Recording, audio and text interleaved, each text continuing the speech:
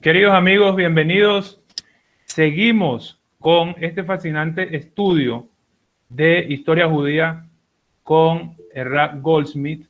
Es un lujo tener a Rabino Goldsmith y poderle escuchar su disertación, su explicación sobre y análisis de la historia judía. Bienvenido, Rabino. Siempre va a ser un placer tenerlo con nosotros. Adelante. Bien. Buenas noches, Shalom, ¿cómo están? Habíamos llegado hasta el comienzo de la Segunda Guerra Mundial. Vamos a entrar a la máquina del tiempo y nos lleva a Europa en septiembre 1939. Debemos recordar que Hitler y Iemak Shemó habían puesto reglas de Nuremberg discriminatorias contra los judíos en 1935 y en 1938 fue el gran pogrom de la Noche de los Cristales Rotos, donde incendiaron y rompieron todos los vidrios de sinagogas en noviembre de 1938, y eso se llamó Kristallnacht o Noche de Cristales. Y ahí ya la cosa se puso fea en Alemania, pero todavía no afectaba al resto de Europa. Teníamos problemas, la gente sí estaba asustada, quería irse, pero no había sitio donde ir. Palestina, donde estaban manejando los ingleses, habían puesto una cuota, únicamente una cantidad de personas, 15.000 personas por año, y eso no alcanzaba para la gente que ya quería irse de Alemania, y también se la olían en Polonia y en Rusia. Por otro lado, Estados Unidos también había cerrado bastante la inmigración y habían hecho una reunión en Evian para ver si se dividían quién cogía todos los refugiados judíos, y no funcionó, no tuvimos dónde irnos. Algunos tenían suerte, tenían algún familiar en Estados Unidos o en la Argentina, y lograron salir, entre ellos, por ejemplo, mis padres, que salieron en septiembre del 38, justo 2 meses antes de Kristallnacht. Pero el 1 de septiembre de 1939, Hitler invade Polonia. Invade Polonia en una invasión muy rápida, militarmente con mucha potencia. Él había realmente organizado su ejército y había una devoción a la patria, miles y miles y miles de soldados, y el partido nazi que lo apoyaba. Se iban a tomar toda Europa. Empezaron con Polonia. Cuando invaden Polonia, entonces Inglaterra y Francia le declaran la guerra, porque había un arreglo, un acuerdo de mutua defensa entre Inglaterra, Francia, Polonia. Entonces empieza la guerra, pero los franceses y los ingleses no llegan a Polonia. Él en 30 días conquista Polonia. En esos primeros 30 días muere mucha gente de nuestros hermanos judíos, pero no en persecución, sino en guerra. Eran soldados, había soldados judíos en el ejército polaco. Una cantidad importante, mueren mucho, pero apenas Hitler entra, empieza al mismo tiempo, o tiene organizado, además del ejército, un grupo militar llamado Einsatzgruppen, que es grupos de ataque, una unidad especial cuya función era matar judíos. En cualquier aldea que entren, en cualquier ciudad que entren, Einsatzgruppen tenía la misión de matarnos. Ahora, Einsatzgruppen en las ciudades grandes no le funcionaba, era principalmente en los Städtels, en los pueblitos más pequeños, que llegaban, cuando lo conquistaban, el ejército conquistaba, después seguía Einsatzgruppen. La mecánica de ellos era, entraban al pueblito, reunían a los judíos en la plaza central, luego después los mandaban para afuera, marchando, a veces a un bosque, o a veces lo mandaban a hacer sus propias tumbas, y acababan con los judíos de esa aldea. Había centenares de aldeas judías en Polonia. No era exclusivamente judía, era la mitad judía o 40% judío, el resto era católico, y los católicos no opusieron mucha resistencia cuando llamaban a los judíos a la plaza central, porque sabían que se iban a beneficiar de hacerse cargo de las casas de los judíos en esos pueblitos. Entonces, la Einsatzgruppe funcionó desde el 39 y acabaron con mucha gente con fusilamientos masivos, pero no era lo que Hitler creía que podía terminar con nosotros en una velocidad más intensa. Entonces, el segundo paso es ordenar que en las ciudades como Varsovia, Łódź, Lublin, ciudades un poco más grandes, haya un sector judío que se iba a llamar el gueto. El gueto se tomaban 10, 20 manzanas y ahí se concentraban los judíos, en vez de una familia judía por apartamento, una familia judía en cada habitación del apartamento, y en el gueto los concentraban. El más famoso es el gueto de Varsovia por la cantidad de gente que lograba reunir. Entonces los citaban. Primero construían una pared de ladrillo rodeando el gueto, rodeando esas 10 cuadras a la redonda, hacia afuera, dejando unos portones para el acceso, y reunían a la gente allá.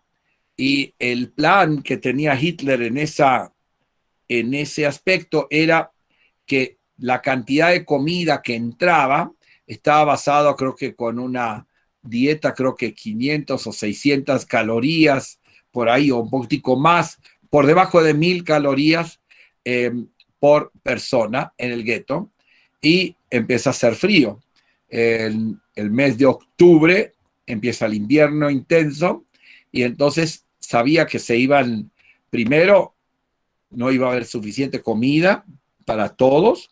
Segundo, el frío, y después aparece la enfermedad del tifo, que da cuando hay frío y una persona no tiene defensas. Y en esos guetos se empiezan a concentrar a partir del año 39, a partir del año 40.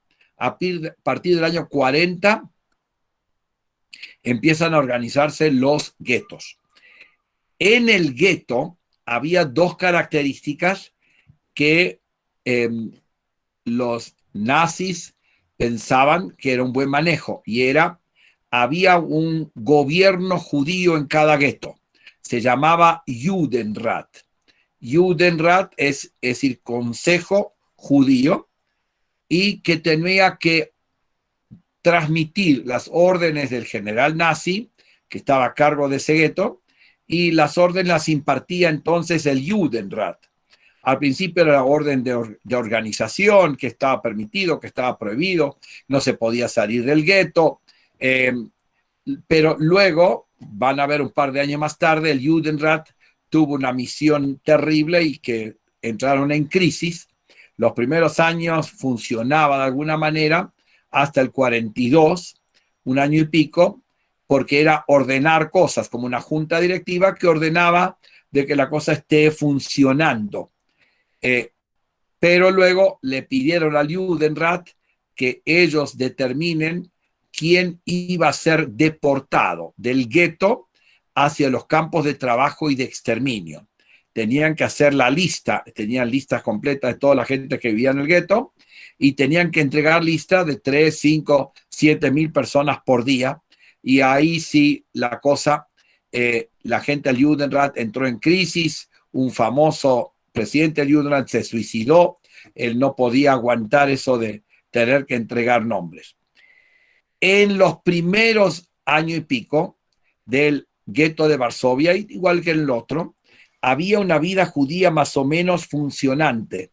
Es decir, había escuelas judías, había sitios donde rezaban, lógicamente que muertos de frío, muertos de hambre, había hasta teatro judío que estaba funcionando, pero era muy traumático el no tener comida, la gente se moría en las calles del frío, y había también clases sociales dentro del gueto, porque si alguien había traído dinero cuando entró al gueto, conseguía cosas y podía sobrevivir más. Y siempre la ilusión era aguantar para sobrevivir. Aguantar para sobrevivir. En el 42, ven de que los nazis se dan cuenta que los guetos no están matando suficiente gente. Entonces se van organizando en muchos sitios de Polonia campos de trabajo y campos de exterminio. Campo de trabajo, es decir, es un campamento grande con casetas, meten 40 personas en una sola habitación grande de caseta, 3 pisos de cama, literas, 3 pisos. Entonces la gente sana los mandaban a trabajar a fábricas, eran esclavos del régimen. Esclavos, la gente no había paga, les daban también comida muy, muy limitada. Pero la idea era sacar gente de los guetos, mandarlos a esos campos y a trabajar. Se dieron cuenta que con eso tampoco se estaban muriendo suficientemente rápido. Quería acabar con los millones de judíos que viven en Europa. Primero empieza con Polonia, pero en la medida que los nazis van ganando la guerra, invaden Francia, invaden Bélgica, invaden Holanda, invaden Checoslovaquia, Rumania. Entonces, más gente es deportada vía trenes, con trenes llevados, con trenes de tipo ganado, no asientos, y a veces el viaje era un par de horas, a veces un par de días, se moría gente en el tren mismo, pero llegaban, entonces la gente sana los ponían en casetas a trabajar. Entonces se reunió, cuando ya tenía gueto, había que sacar gente del gueto, mandarlos a los campos. Entonces cada ciudad tenía un campo de concentración o campo de muerte, van a ver, porque al principio era concentración hasta que se inventan la cámara de gas, que era la manera más rápida y eficiente de matar gente, poniéndolos en una pieza que estaba totalmente blindada de cemento, y se le decía que eran duchas, pero realmente salía un gas ciclón B que en 20 minutos mataba a toda la gente que estaba dentro. Entonces, esos campos de concentración son grandes. Tenemos el gueto los van trasladando hacia los campos, y en un momento los nazis dicen, tampoco trabajando se nos mueren suficiente, y ahí se inventan, después de experimentar, las cámaras de gas. No todos los campos de concentración tenían cámaras de gas. Algunos simplemente mataban a la gente a balazos si hacían cualquier cosa distinta, pero la cámara de gas era realmente una fábrica de la muerte. Y eso, quizás el campo de concentración con mayor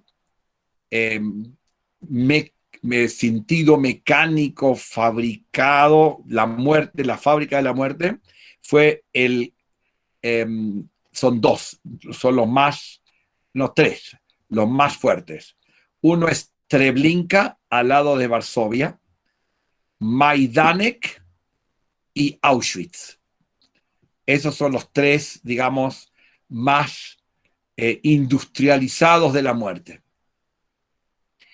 En Auschwitz, la técnica era, y quizás la mayor deportación vino en el 44. Me estoy salteando un poco. Los campos empiezan a trabajar en el 42 y van cogiendo experiencia, pero en el 44 Hitler decide deportar a los judíos que vivían en Hungría.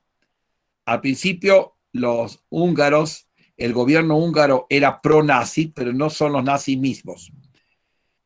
Mientras que eran pro-nazi, había discriminación en Hungría, pero no había muerte. O por lo menos no muerte automatizada.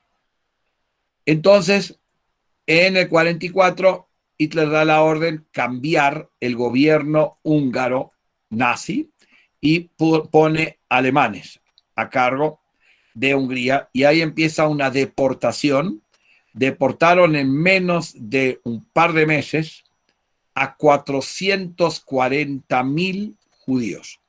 440.000 judíos de Hungría fueron llevados en trenes, iban más o menos 15, 20.000 al día. 15 a 20.000 al día llegaban a Auschwitz. Cuando llegaban a Auschwitz había una selección. Las mujeres y los niños y los viejos los llevaban directamente a la cámara de gas. La idea era, les decían que tenían que cambiarse, que dejen la ropa ordenada, y las iban a duchar, y en vez de la ducha salía gas.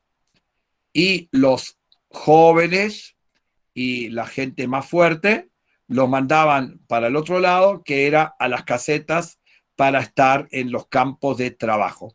Pero estaban en Auschwitz-Birkenau, ese es el nombre del campo que tenía 2 secciones, y allá fue la fábrica de muerte, igual que Treblinka y Majdanek. Volvemos de vuelta a Varsovia.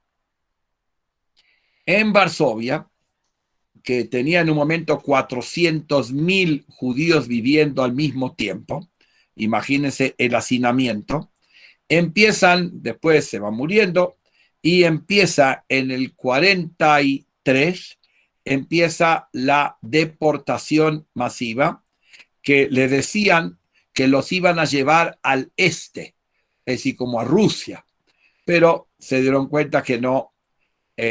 Los Judenrat preparaban la lista quién iba a ser deportado al otro día, tenían que llevar la mínima cantidad de cosas, los formaban, los subían al tren y llegaban a Treblinka, donde los seleccionaban para los que trabajan, los que mataban. En un momento se dieron cuenta, especialmente los jóvenes, de los movimientos juveniles, que esto terminaba, la idea de supervivencia no la veían como real. No había chance de sobrevivir. Entonces, ahí se formó un grupo de jóvenes que empezaron a contrabandear armas al gueto por los canales de la cloaca. Entraba gente y traía armas que le daban los partisanos, que eran como los guerrilleros polacos. Fueron juntando armas, y en enero del 43 deciden que iban a hacer un levantamiento, se iban a rebelar, y entonces en un momento, en enero del 43, se organizan los muchachos. El nombre que deben recordar más que nada se llama el jefe de la rebelión, Mordechai Anilevich, un hombre de izquierda con ideas socialistas muy fuertes, joven, y organiza el ejército, se dividen los barrios, etc. Empieza una rebelión y bajan a los guardias que están alemanes en ese momento, pero los nazis vuelven 2 meses más tarde, en la época de Pesach, abril de 1943, llegan los nazis con todo, con tanquetas, y los nuestros hermanos estaban esperándolos. Hubo una lucha de varios días. Los alemanes tuvieron bajas. En esa lucha se utilizó, además de armamento, de revólveres y básicamente revólveres y granada, utilizaron mucho la bomba Molotov, que es gasolina, y tirando la gasolina con una botella sobre un tanque o sobre las personas. Eso creaba una chispa de fuego y incendiaba. Y lucharon fuertemente varios días. Eso se llamó el levantamiento del gueto de Varsovia. Y ellos, antes de hacer el levantamiento, mandaron cartas con gente que se volaba vía las cloacas para que todo el mundo sepa que nos rebelamos, que no nos dejamos llevar totalmente así tranquilos a la muerte. Lucharon y en un momento los nazis deciden cambiar de estrategia y en vez de luchar con nuestros muchachos débiles, etcétera, empiezan a incendiar las casas y pulverizan el gueto. Y el 28 de Nisan de 1943, los nazis declaran que ya el gueto de Varsovia ya no existe. Había quedado totalmente pulverizado, y eso quedaba en la mitad de la ciudad de Varsovia. Lo mismo como el campo de Majdanek, también está a la mitad de la ciudad de Lublin, de la ciudad de Cracovia, muy cerca de todo. Y los Goim deben haber visto, es imposible que no hayan visto, un campo tan grande que salía humo. Tenía una chimenea muy alta. La chimenea era porque los cadáveres después de la cámara de gas había que disponer de ellos, entonces los cremaban. Entonces el crematorio trabajaba 24 horas al día para cremar los que estaban matando. Entonces, y la gente del barrio sabía, pero se quedaban callados por temor o por colaboracionistas, como querramos llamarlo. En el 43 es el levantamiento del gueto de Varsovia, pero mientras tanto son decenas de campos de concentración, campos de muerte. Y en 1945, después de empezó la guerra en el 39 y ahí empezaron con Einsatzgruppen. Y en el 45 entran los rusos, hicieron un arreglo entre los Estados Unidos, Inglaterra, Francia. Los rusos iban a atacar desde el este, desde la izquierda, y los Estados Unidos, Inglaterra y Francia iban a atacar los rusos desde la derecha y los otros tres países desde la izquierda. Y ahí salió el día D, que entonces empezaron los ejércitos aliados a hacer la pinza. La pinza es que los rusos invadían desde el este y los otros tres países invadían desde el oeste. Y en esa entrada, en esa pinza, los rusos les toca liberar Auschwitz. Y los reportes fueron terribles. Había todavía varias miles de personas que no los lograron los nazis sacarlos, pero estaban demacrados, gente que pesaba 30 kilos, 35 kilos, y estos eran los más fuertes, que lograron sobrevivir todo el trabajo, todo el frío, etc. Y ahí los rusos mismos quedaron en shock, no podían creer lo que estaban viendo. Miles de cadáveres tirados, miles de cadáveres que no alcanzaron a pasarlos por el crematorio, y de esa manera los rusos entran en Auschwitz, los americanos entran en Dachau, cada uno se fue sabiendo, y apenas terminó la guerra en mayo del 45, ahí se supo la verdad de los 6 millones o 6 millones y pico a partir de registros que tenían los alemanes mismos, que mantenían una estadística muy correcta. Entonces tenemos muerte por Einsatzgruppen, fusilamientos. hay un sitio donde se puede ver, nosotros cuando visitamos los campos, se llama Bohachova. Ahí es una aldea que de las primeras donde entraron los nazis con los Einsatzgruppen. Entonces llamaban a los judíos a la plaza central y los llevaban caminando a un bosque. Y en bosque le mandaban a hacer sus propias tumbas y luego los fusilaban y caían en su propia tumba. Se puede ver exactamente dónde estaba, porque los muchachos israelíes armaron todo un recuerdo como un monumento para que uno pueda imaginarse eso.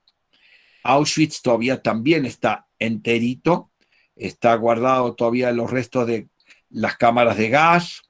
Majdanek también, están las casetas, las casetas, las literas. La cosa era grande, los campos eran grandes. Yo diría que de una punta a la otra el campo debería haber sido 1 kilómetro más o menos. Al principio estaban las viviendas de los oficiales, luego las casetas, después de otro lado estaban las cámaras de gas, y después de otro lado estaban los crematorios.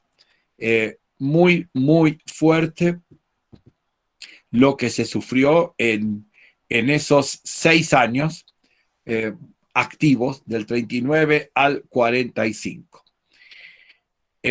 Cuando termina la guerra y se sabe la verdad, el shock, la gente tenía familia en otros lados, sobrevivieron varios centenares de miles de personas. Sobrevivieron los más fuertes, los que se habían escondido, muchos se habían escondido en aldeas campesinas, otros se escondieron en conventos, otros se escondieron en iglesias que los recibían allá y de alguna manera los protegían. En conventos y iglesias fue mucho, después campesinos polacos también recibieron. Después había en Holanda la gente que evitaba de ser deportada, como Ana Frank, se escondían en altillos de casas, que el dueño de casa les proveía de comida, lógicamente con plata, y se escondían en un tercer piso, en un altillo, y si no los sapeaban, si no los delataban, lograban sobrevivir.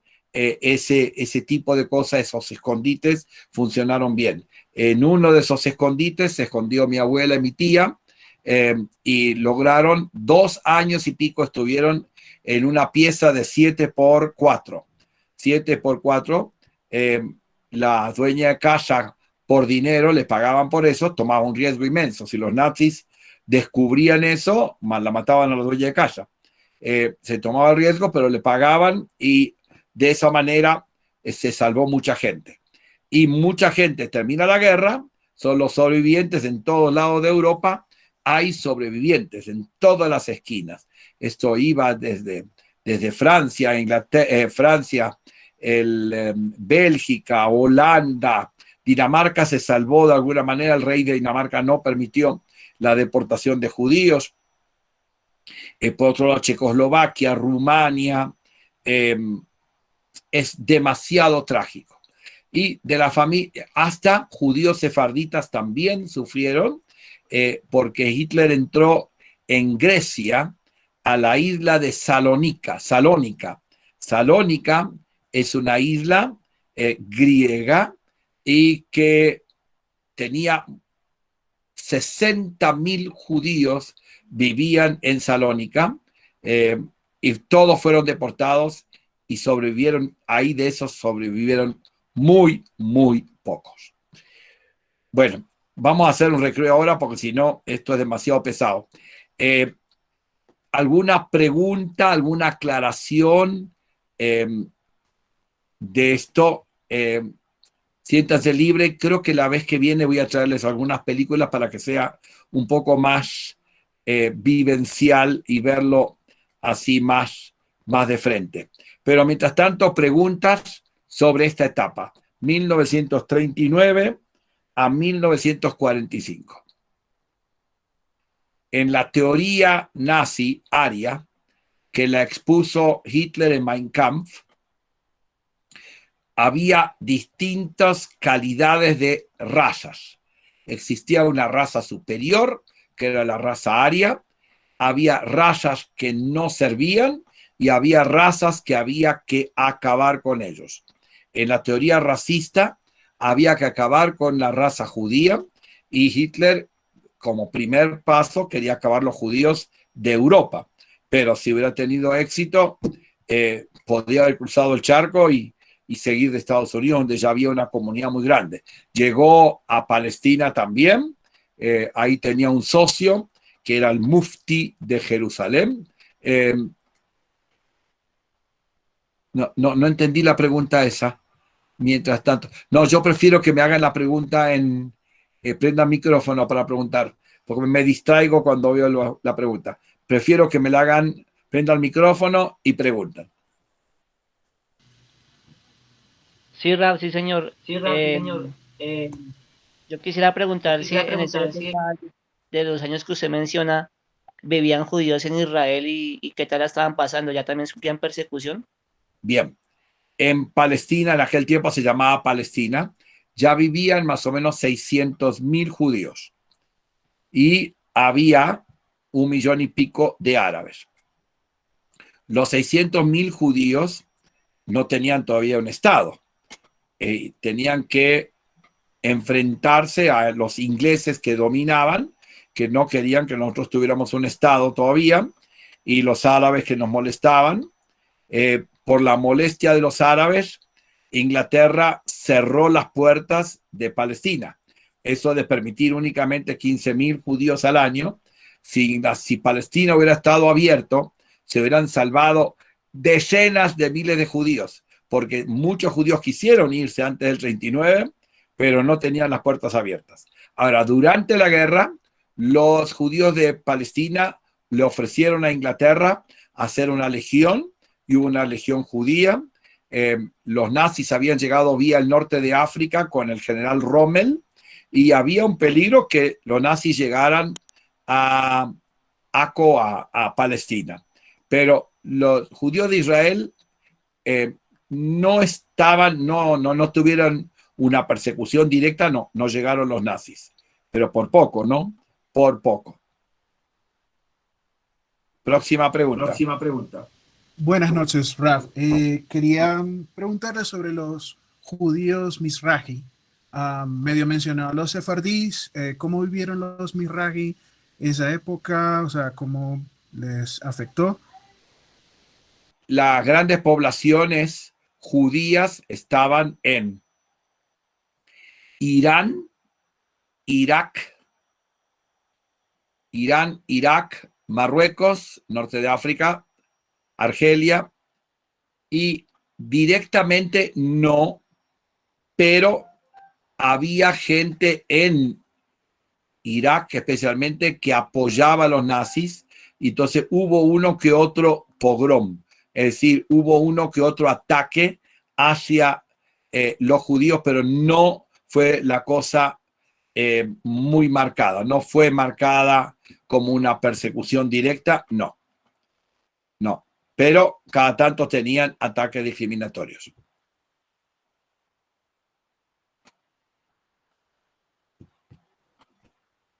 Otra pregunta hasta ahí.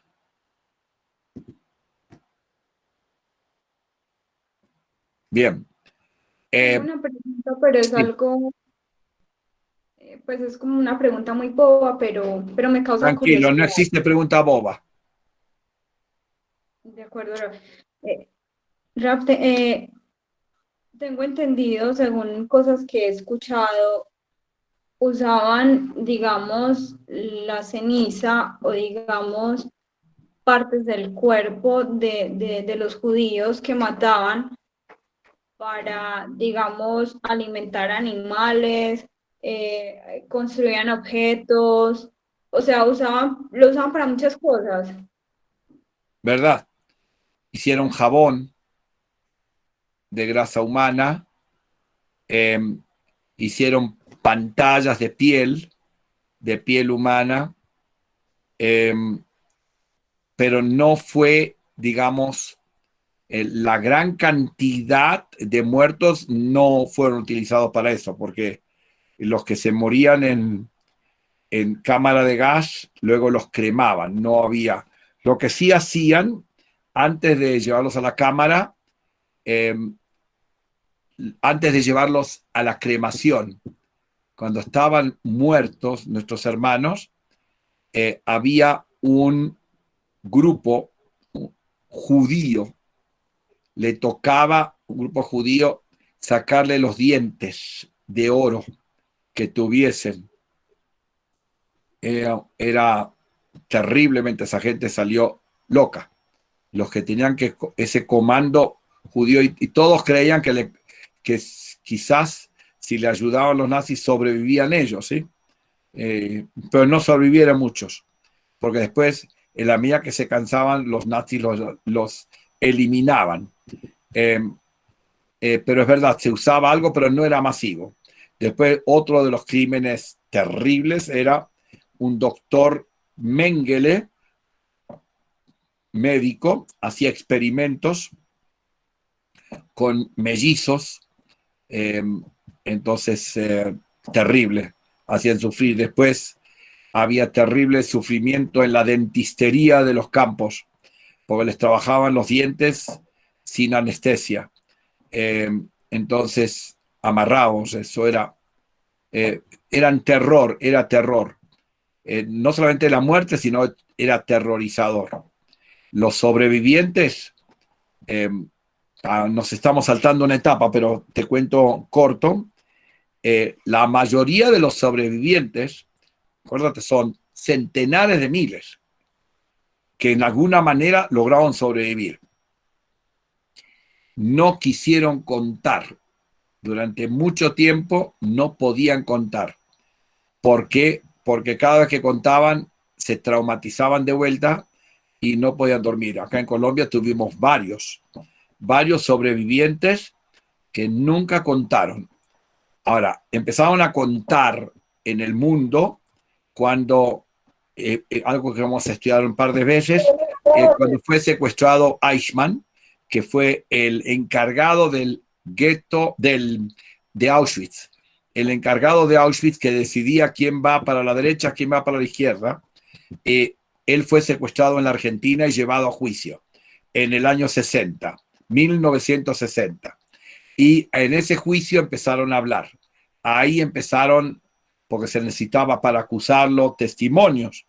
Y ahí empezaron a haber testimonios, y después de que esos testimonios hablaban, la gente empezó a contar. Ahora, hay algunos casos excepcionales de gente buena, gente que escondía judíos y que se lo hacían exponiendo su pellejo sin cobrar. Después había un caso excepcional, que hay una película, es un señor que por negocio convenció a los nazis que le permitan hacer una fábrica de algunos implementos para la guerra y que iba a utilizar a los judíos como esclavos en esa fábrica, en Cracovia. La hizo, y en un momento los nazis dijeron, bueno, ya cambie de empleados, hay que matar a estos. Y el tipo se opuso. Él dijo que son mis trabajadores y tengo una orden de que me tengo permiso de hacerlo. Él fue entonces el señor Schindler. Entonces, 1000 y pico de personas se salvaron porque estaban en la lista de Schindler, es decir, que trabajaban en esa fábrica. Y en la lista de Schindler había una persona que vivió acá en Colombia. El señor Kopek era miembro de la lista de Schindler, y él contaba. Pero después tuvimos personas como una señora Kalina, que estuvo en Auschwitz como jovencita. Era una mujer muy bonita. Nunca contó nada. No contó nada, se lo llevó a la tumba. Se llevó a la tumba porque no, apenas empezaba a contar, entraba en crisis psicológica.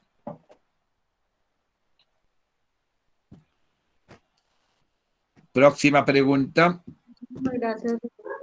Tranquila. Next. No, todo puedo seguir. No hay. Adelante, Raf. Parece que por ahora no hay más preguntas. Ok, bien. Operación Final, bien. Ahí está la historia de Eichmann. Pero si hablamos de películas que les recomiendo, definitivamente, si quieren anotar, El pianista, esa trata del gueto de Varsovia. El pianista, ahí se ve el levantamiento y la terminación del levantamiento. El pianista. Después, La lista de Schindler. La lista de Schindler, ese es otro campo de exterminio. Después hay un libro, probablemente el mejor, hay centenares de libros sobre el Holocausto. Centenares, no, es imposible, porque cada uno que sobrevivió y después pasaron unos años, empezó a escribir cuando ya había pasado un poco el trauma. Para mí, de lo que yo pude leer, el que mejor cubre toda la etapa es La bailarina de Auschwitz, de una señora Eiger. La bailarina de Auschwitz. Está en todas las librerías. Muy bueno porque ella describe todas las etapas con detalle, y lo más lindo de ella es que cuando termina la guerra, bueno, durante un par de años no contó nada y después se metió en ayudar en terapias X, de ayudar a gente, y se recuperó recién de su trauma cuando ella empezó a hablar y a trabajar con gente con problemas y aplicar su conocimiento de resolver traumas. Y entonces esta señora Eiger hace una labor increíble. Y el otro libro que sale a partir del Holocausto es El hombre en busca de sentido, de Viktor Frankl. El hombre en busca de sentido, que es un psiquiatra que es llevado a Auschwitz. Sí, tengo que poner de Viktor Frankl. Él se inventa una terapia, logoterapia, a partir de su experiencia en Auschwitz. ¿Por qué? Porque él dijo cómo sobrevivía pensando que estaba trabajando duro, estaba débil, pero sabía que cuando volvía le iban a dar medio pedazo de pan seco. Entonces siempre tenía algo por qué vivir. Entonces armó toda una terapia a partir de su experiencia, Viktor Frankl, que se volvió un libro obligatorio en todas las universidades de psicología. Sí, es realmente impresionante. Viktor Frankl. Sí, había una serie también colombiana, pero no sé si la dejaron grabada. Se llamaba Holocausto. Holocausto fue dado en los años 80 con Víctor Mayarino.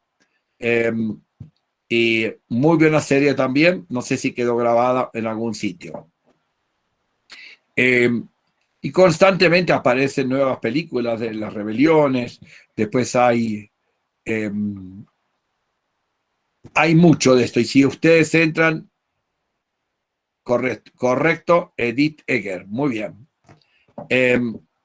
Si entran a YouTube y buscan, hay muchísimo material. Muchísimo material. Bueno, estamos entonces en mayo 1945. La guerra terminó en Europa, pero no terminó en Japón. La guerra en Japón termina en agosto, cuando los americanos tiran la bomba atómica sobre Hiroshima y Nagasaki, dos localidades japonesas, que sin eso no se acababa la guerra. Y ahí sí, en agosto del 45, empieza la posguerra, a ver qué. Entonces, ahí tenemos un problema grave, y es que decenas de miles de judíos empiezan a deambular por toda Europa, buscando a ver qué hacen, a dónde van. Entonces, los que tenían familia en otro lado empezaron a buscar. Mientras tanto, los americanos organizaron los campos de deportados, DP, deportados. No eran campos de concentración, pero no eran campos de lujo tampoco. Y en los campos de deportados quedaron gente 1, 2, 3 años hasta que podían ver a dónde podían irse, si tenían algún familiar en algún país. Y se fueron. Mucha gente lograron entrar a distintos países porque tenían un familiar que se había ido antes de la guerra y entonces él se iba para allá. Y en ese momento, los israelíes en aquel tiempo empiezan a organizarse y mandan delegados a los campos de deportados para ver quién quiere ir a Palestina. ¿Quién quiere ir a Palestina? Había que entrenarlos sabían que se iba a haber una guerra con los árabes, en el momento que hubiese algún estado. Entonces, fueron decenas de enviados sionistas a los campos deportados. Ahora había que traerlos a Israel. ¿Y cómo se hace? Entonces, contrataban con donativos que hacían los judíos gringos, contrataban barcos viejos, con capitanes que se querían ganar una platica, y trataron de entrar a las costas de Israel. El problema está que los ingleses habían dicho 15.000 al año, ni uno más. El número 15.001, si lo agarraban, lo mandaban a un campo de concentración en Chipre, una isla enfrente de Israel. Entonces empieza una etapa de lo que se llama la aliyá ilegal. Tratar de que el barco llegue a mitad de la noche. Los muchachos en Israel lo estaban esperando en camiones, los bajaban a unos barquitos del barco porque no había puerto, donde estaban anclados eran en mitad de la nada. El camión llegaba, algunos lograron entrar, miles lograron entrar y miles los cogían y los mandaban a Chipre. La idea era que iban a estar en ese campo de concentración de Chipre, que lo manejaban los ingleses, hasta que les tocara el cupo de los 15.000. O se arregló eso cuando se creó el Estado de Israel, pero eso ya es todo un capítulo que tenemos que analizar. Pero en esos años, mientras que esto sucedía en Europa, acá en Colombia ya había comunidad. En Colombia había comunidad, no estaba concentrada solamente en las ciudades, había mucha gente en el Valle del Cauca, en Palmira, en Tuluá, en Pereira, Manizales, Cartagena, Santa Marta, Pasto. Había grupitos de judíos que trataban de hacer negocios y armar su vida. Lógicamente, la mayor concentración estaba en Bogotá, Medellín, Cali y Barranquilla, pero en los años 40 y 50 había mucha gente en las ciudades intermedias, mucha gente judía. Con el tiempo se dieron cuenta que en esas ciudades no iban a poder educar a sus hijos judíos. Entonces se fueron desmantelando estas comunidades pequeñas y se vinieron a las ciudades grandes, a Bogotá, Medellín, Cali y Barranquilla, porque no había forma de mantener una vida judía suficientemente identificada. Ahora, los carteos de familiares, durante mucho tiempo, la gente quería saber si había sobrevivido su primo, su hermano. La Cruz Roja ayudaba en eso, en tratar de identificar. Entonces, los sobrevivientes en Europa pedían información o daban información. Fueron años de mucha angustia para ver qué familiar había sobrevivido y ver si lo traían. En esos momentos, acá teníamos problema, no era fácil entrar, ni antes de la guerra ni después de la guerra. Colombia tenía actitudes xenófobas, no quería a los polacos, así nos llamaban a los judíos acá. Antes de la guerra estaba López de Mesa, un ministro de Relaciones Exteriores, antisemita, que no quería que los judíos llegaran acá, que decía que le iba a sacar el negocio a los originales colombianos, pero la gente logró entrar y en un momento, después de la guerra, más o menos en 1950, llegamos a ser 8.000 judíos. Algunos dicen hasta un poquitico más, pero muchos judíos en los años 50 no se ubicaron acá y se fueron a otras latitudes, ¿sí? No lograron echar raíces, pero había suficiente gente que sí había echado raíces, especialmente los que llegaron a principios de los 30, 1930, ahí esos empezaron a tener almacenes, empezaron a tener pequeñas fabriquitas, pero los almacenes sufrieron un golpe muy, muy duro en el Bogotazo. En abril de 1948, la carrera séptima en Bogotá eran la mayoría almacenes judíos.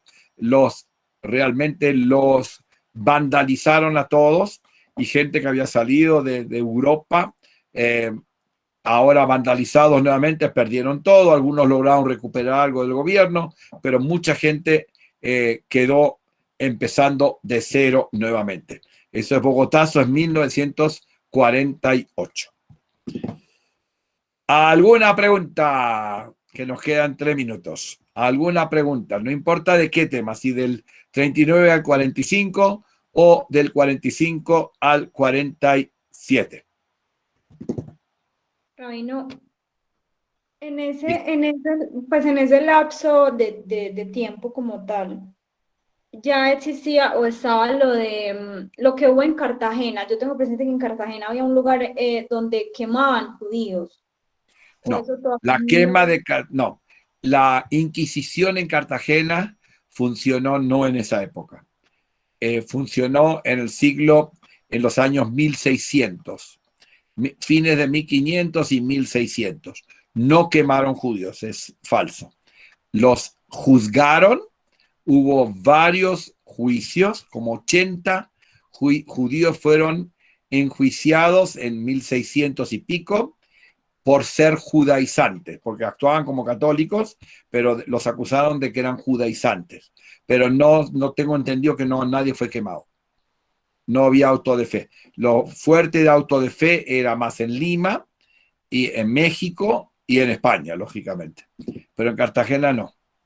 Pero hubo 80 juicios a judíos. La Inquisición en Cartagena. Gracias por la aclaración, Rab. Tranquila, bien. Rabino, buenas noches. Buenas noches. Rabino, la pregunta es la siguiente. Usted ahorita hablaba de que cuando los judíos salieron en los barcos de Estados Unidos hacia Palestina, pues de manera ilegal. No, de Europa, no de Estados Unidos, de Europa. De Europa, perdón. Y como en ese momento pues estaban los ingleses dominando pues ese terreno, los que no alcanzaban se iban a la isla de Chipre, ¿sí? Sí. Pero la pregunta es, ¿en Chipre los judíos también tuvieron el mismo trato, los campos de concentración nazi, o cuál fue el tratamiento que le dieron los ingleses? Son los ingleses. Los dueños de los campos eran los ingleses. No eran campos de trabajo forzado, pero eran campos, había mucha congestión. No los trataban como un hotel 5 estrellas, eran en carpas y era duro, y con la esperanza de que le tocara a uno el turno, como ahora esperamos la vacunación, ellos esperaban cuándo le van a dar permiso de entrada, ¿sí? Lo rápido que sea. Entonces estuvieron desde el 46 a algunos solamente un par de meses, pero a algunos les tocó esperar hasta el 48. En el 48, cuando se declaró la independencia de Israel, todos los que quedaban en Chipre pudieron entrar. Entonces, era la manera que los ingleses querían frenar la inmigración judía. pero no era con ganas de destruirnos ni de matarnos, no. Muchas gracias. Frenar la inmigración. ¿Alguna otra pregunta? No, bueno, a mí me gusta mucho la canción Hava Nagila. ¿Qué papel jugaba ese simbolismo, las canciones, los elementos culturales, cómo se manejó durante la época? O sea, se usaba mucho la canción Hava Nagila, la bandera de Israel, en que estaba en Sí. ese momento. Sí. Bien. Eso, la vez que viene lo hablamos eso, porque Hava Nagila está asociada a los Javerim que armaron los kibutzim, es decir, los que llegaban a Israel que no pasaron por el infierno nazi. Eso fue en los años 20, 30, antes de los nazis ya había un espíritu sionista que estaba representado en algunas canciones. Una era Tzena, Tzena, Tzena. Eran idealistas que iban a trabajar la tierra, que querían construir en Israel un país socialista.